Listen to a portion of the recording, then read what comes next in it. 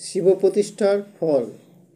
শাস্ত্রে কথিত আছে, কৃত্বা দেবগৃহং সর্বং প্রতিষ্ঠাপ্য চ দেবতাম বিধায় বিধিবৎ পূজাং তোলক্কং বিন্দতে ধ্রুবম।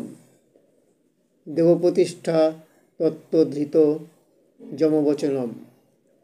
তাৎপর্য এই যে, দেবগৃহ নির্মাণ এবং প্রতিষ্ঠাপূর্বক দেবতা প্রতিষ্ঠা এবং যথাবিধি অর্চনা করিলে মানবগণ তর্জনিত অদৃষ্ট বলে তত্ত্বৎ দেবলোক লাভ করিতে পারেন, উহা শাস্ত্রবাক্য।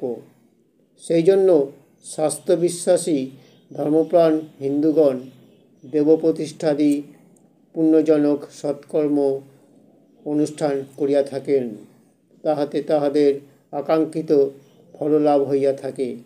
কারণ ত্রিকালদর্শী ঋষিপ্রণীত শাস্ত্র প্ররোচনা বাক্য নহে, উহা অব্যর্থ সত্য।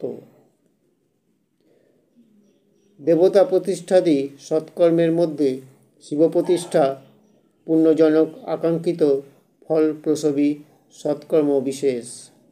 শিবপ্রতিষ্ঠা করিলে প্রতিষ্ঠাতা শিবলোক প্রাপ্ত হইয়া থাকেন।